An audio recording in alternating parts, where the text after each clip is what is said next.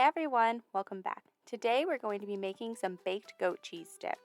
It's warm, it's comforting, it's filled with several different types of cheeses and makes an awesome party appetizer. I feel like this is kind of a fancy party appetizer. I don't know, it just looks extra special to me. All right, let's go. We're going to start off with 4 ounces of softened cream cheese. You can pop it in the microwave for a couple seconds or let it sit out at room temperature. Either way works.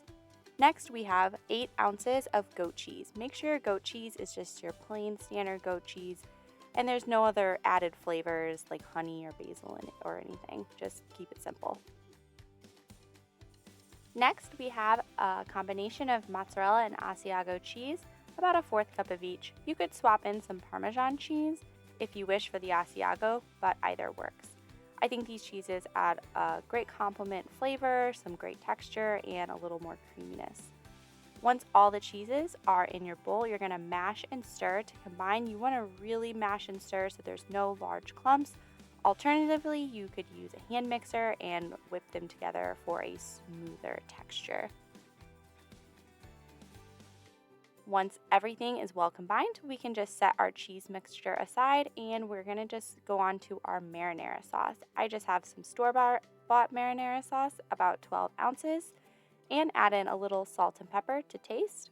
Next, we have about a teaspoon of balsamic vinegar, just adds a nice little complement and flavor. And then we have 2 cloves of freshly minced garlic, and we're going to add that in with our marinara sauce.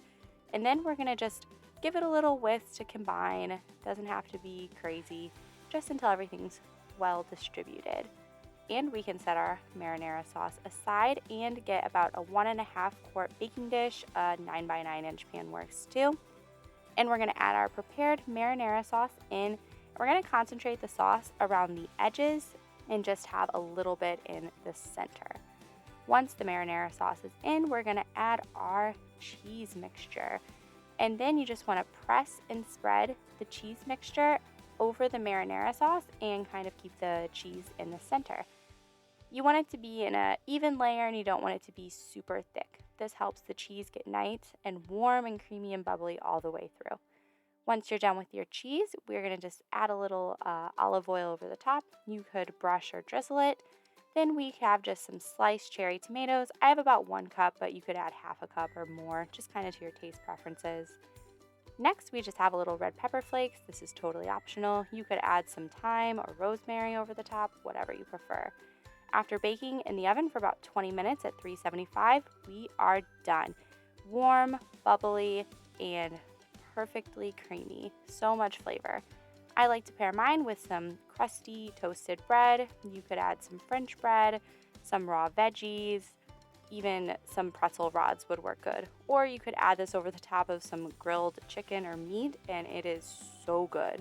As always, thank you so much for watching. I hope you love this goat cheese and marinara dip. Don't forget to like and subscribe, and the entire recipe will be linked down below. See you next time. Bye-bye.